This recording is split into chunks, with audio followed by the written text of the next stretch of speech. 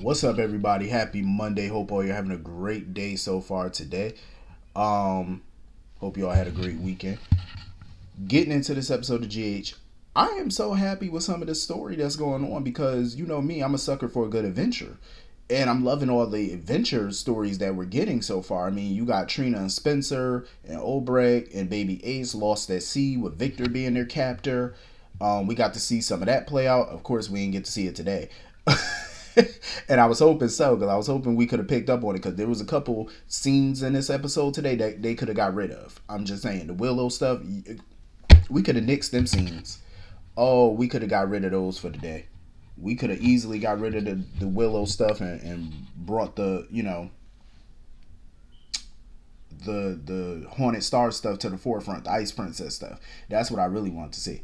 But I'm loving the Venezuela story that we're getting right now. You know what I mean? Like Felicia getting caught up with Holly, and they getting dressed up to the nines. They were looking good as hell. Let me tell you something. When they got all dressed up, I said, listen, Felicia, as bad as she looked, she knows she in trouble when she get home.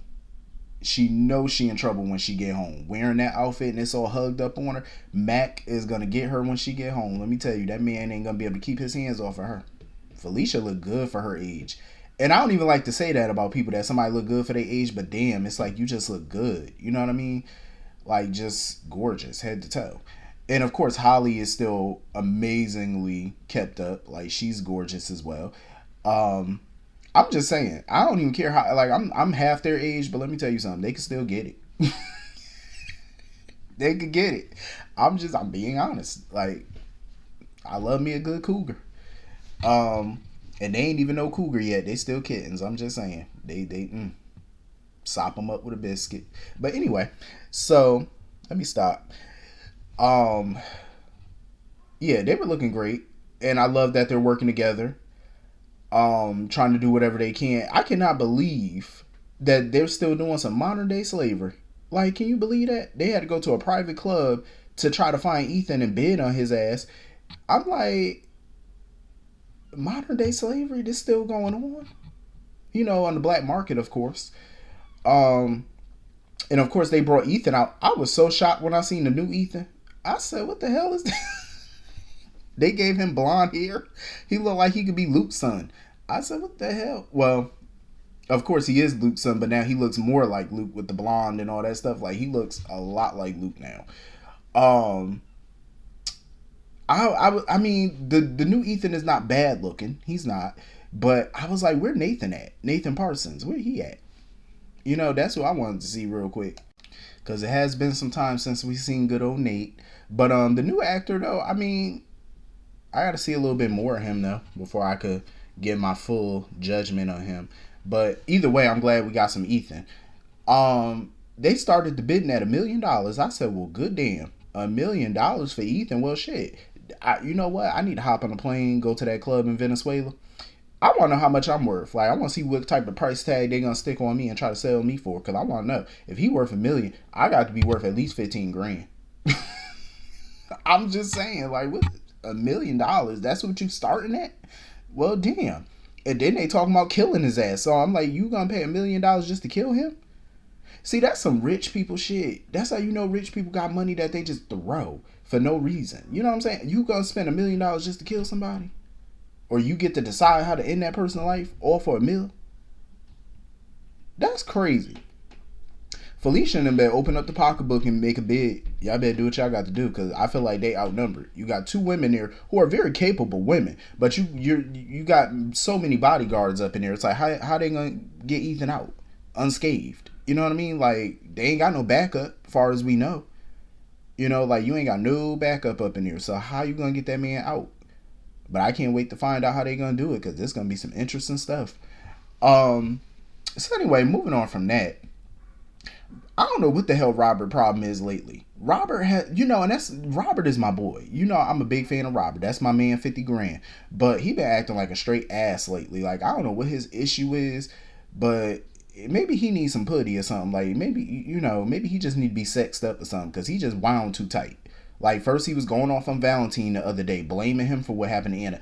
Now he getting attitudes with Sonny. It's like, what is your problem, sir? Like, what is the deal? Sitting here going off on Sonny about the methods that he used to get Victor's man to talk. Who cares? Like, who cares? Oh, you try to circumvent the law. So, and who gives a damn? Like, the boy talked. That's all that matters. Y'all got more information now thanks to Sonny circumventing the law than what you had before. If he didn't make that move, it would have took you longer to figure things out.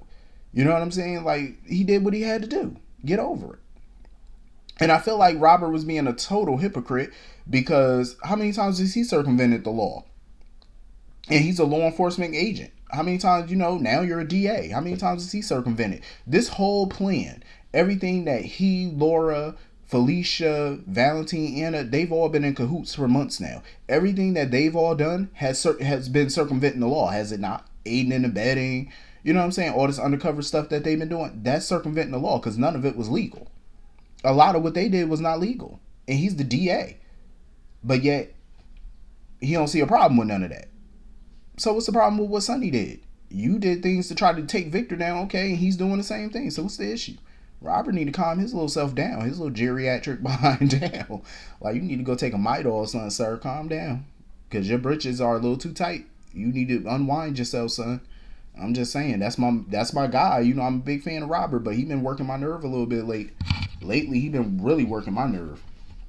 But I did love his little scenes though with Diane today, because I'm gonna tell you right now, Diane was putting Robert in his place, and I was here for every bit of it. I was here for it because Diane is that person. She gonna speak her mind. She don't give a damn who you are or how much she like you. She gonna let you know about yourself, and that's exactly what Diane did with him. Because he even tried to throw that in her face that she worked for Sonny. Oh, you came to see your boss. I love how Diane shut him down. She was like, first of all, I ain't got a boss. I'm my own boss. I said, you better talk your shit, Diane. Talk your shit. Let him know you ain't got no boss. You are the boss.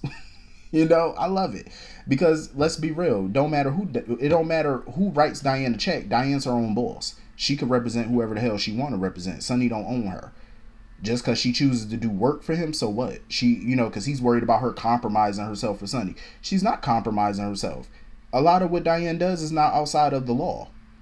You know what I'm saying? She knows how to twist things, within the law to go her way when she needed to, because that's what good lawyers do. It's still within the law, though. You know what I'm saying? So she didn't compromise herself for anything, and it got results. You know what I'm saying? So Robert need to calm down with all that nonsense. And I love how Diane threw it in his face. How many times did he have to compromise himself for the WSB?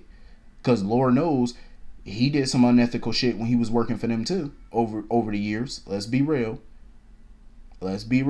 Robert ain't squeaky clean either. How about when him and Anna left Faison in that little hole for a long time? Over at Windermere, they done left his ass in that hole, and he managed to get out. That was illegal. That's false imprisonment. He don't want to talk about that though. So Robert need to calm himself down. But Diane got him together, and I was here for it. And I also love how she put him in his place too about asking her out to dinner, because she was like, so you gonna ask me out to dinner thinking that I don't have plans for the night, just ask me out on the fly? He was like, oh no, I'm sorry. She said, no, I really don't have plans, but but I love it though, because she put him in check, and she's showing him her value, her worth as a person. You know what I'm saying? Letting him know, like, you need to let me know in advance when you want to take me out. I said, that's how you do it, Diane. That's how you do it. Show a motherfucker how they supposed to treat you. You know what I'm saying? So he can do better. I loved every moment of it. I said, this is what I'm talking about with Diane. Diane better work. So anyway, moving on from that. Nina, I get that she's worried about her aunt and stuff like that, but Nina, I feel like she's doing extra trying to prove herself. Cause I feel like she does want to genuinely help Sonny find Obrecht, but at the same time, I think it's her way of trying to prove to him, oh, I can handle your lifestyle. You know what I'm saying? Cause she talking about, oh, I want to, help out with this or whatever with finding Lisa, and Sonny basically told her no. You need to focus on Willow and whatever else you need to focus on. Let me handle the dirty stuff. You go deal with that. And I totally agree. Like, in my opinion, it's like you don't have to do all of that to prove to him, oh, you can handle his lifestyle. You ain't got to go on dangerous missions with him to prove it. No. You want to know how you prove that you can handle the lifestyle? That when shit hit the fan, you're calm, you're cool, you're collected. You gathered yourself. You're not panicking. You're not yelling and lashing out at him like, oh my God, this is too dangerous, dude. See, that's what I'm talking about. That's how you prove whether or not you can handle. It's all in your demeanor. You ain't got to go on crazy missions with him. You know what I'm saying? Let him handle it. He's good. He got it. You know what I'm saying? He got other resources, that can help him. He don't need you coming side by side with him, putting yourself in danger to come help. Calm down. So anyway, moving on from that. Willow. Whew. Lord have mercy. Why can't the Grim Reaper just come get her? Because I am so sick and tired of them all having the same damn conversation every episode. I'm like, so y'all chose to put these scenes on this episode instead of the Trina Spencer stuff? Because to me, that's way more interesting than this BS. I'm just saying, I'm tired of watching them have the same conversation about, oh, I want the kids to know me. Oh, let's move up the wedding. Oh, we need to talk about Sonny. That's the only damn thing they talk about. It's either the wedding, the kids, the cancer, or Sonny. That's all they talk about. It's like, damn, y'all ain't got no new topics. Good Lord. Like, you know what? Fuck it. The Grim Reaper don't even have to come get her. Just come get me and put me out my misery so I ain't got to listen to this nonsense. I'm just saying, because it's nonsense at this point. It's like, damn, come kill this girl already. Just saying. Like, this the longest cancer battle I ever seen in my life. Hell, my grandfather went faster than this. God rest your soul, of course. Just saying. He know what I mean, because me and my grandfather were jokesters, so if he heard me say what I just said, he would laugh his ass off. I'm gonna tell you, that's how we get down. But I miss him though. It's been over 10 years since he been gone, but I miss him dearly. He passed from cancer and stuff like that. But yeah, man, it's like, this is getting ridiculous. You know what I'm saying? Now she want to bridge a gap between Michael and Sonny. Oh, please. At this point, Sonny just need to go on about his life, because I just refuse. If I was Sonny, I would just refuse to kiss somebody's ass to get along with them. I'm just not that person. I'm sorry, but no. If I reached out to you multiple times and you slapped my hand away every single time, cool. I'm not going to reach out another. It won't be another time. You want to talk to me and you really want to mend things, you come to me. Because I'm not kissing your ass. That's just what it is. Kid or no kid. I don't care if you are my child. I don't care. You know what I'm saying? Sonny don't owe Michael a damn thing. Not a damn thing. He helped raise that boy to the time he was a baby, to the time he got grown. You did your job as a parent, because that's all your job is to raise them up till they grown. And the rest is on them. So Sonny did his part. I wouldn't be kissing nobody's ass. Because Michael wants to sit there and talk about, oh, when he was on the phone with Sonny, that felt like the Sonny, that he knew, like the dad that he know. It's still the same dad. Like, what are you talking about? Still the same guy.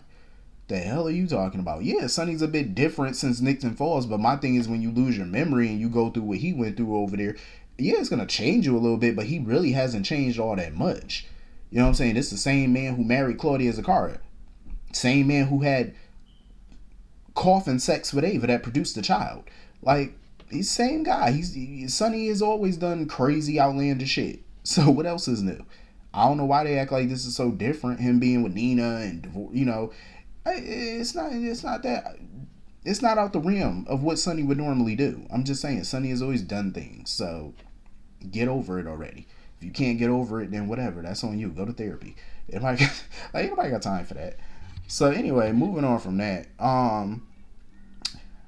I love the hearing when Chase went there, to talk to the board or whatever about getting his job back. I love how Blaze and BLQ stuck up for him or whatever, and they gave the board their testimonial or whatever about him. I thought it was dope, and I feel like he definitely should get his job back. You know what I mean? He's a damn good detective. Like, yeah, his temper sometimes can get the better of him. That's anybody, though. You know what I'm saying? When you're put in certain positions, I mean, you get poked too many times, you're going to poke back. That even I have a temper on me sometimes. Like, when you push too much, you're going to get that other side of me. It happens. I try to repress it, but it happens. And Chase is just that kind of guy. He's, dedicated to the job. He's dedicated to protecting and serving. That's all he loved to do. So hopefully when they come back with their verdict, he gets his job back. Him and BLQ look like they're, mending things. Hopefully they're mending things, for the final time, at least for a minute, because I'm tired of the back and forth. I got whiplash dealing with them, because they just be working my damn nerves. Like, are y'all gonna be together or y'all not? Because all this High School Musical shit y'all doing is getting on my nerves. It's very juvenile. Like, get over it. Come on now, let's move on. So anyway, moving on from that. Um, Gregory was very one sided with Alexis today. Like, I understand he want to help her, do the story on what's going on with Victor and stuff like that. I get it, but I totally understand where Alexis is coming from too. Like, y'all supposed to be friends. How is it that you can offer your help to her, but she can't offer her help to you? You know what I'm saying? Let her help you. Let her be there for you. You're trying to be there for her. Why is it so one sided on his part? And this fool had a nerve to sit here and collapse. I said, see, this is that type of stuff I'm talking about. Whatever this illness is that he's going through, you need all the support that you can get. I don't know why he keep fighting it. I really don't. It's like, you really want to go through this alone? Like, that's not cool.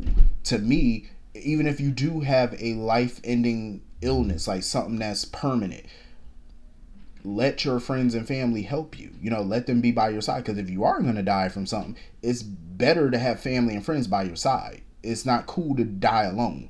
You know what I'm saying? If that's the case. But he just need to let everybody know what the hell going on, because eventually, it's gonna come out. He can't hide it for long. The symptoms are obviously getting worse. You know what I mean? Like, now you're collapsing. He need to go ahead and just tell everybody what's going on so they could be there. Because whatever this illness is, obviously is getting the better of him, and he may not have much time left. So why keep wasting your time, trying to walk around like you so damn fine when you could just have your family rallying around you? It's ridiculous. So anyway, that was pretty much the whole episode. Hit the comment section, let me know what you all thought, and I will see you all later. Peace.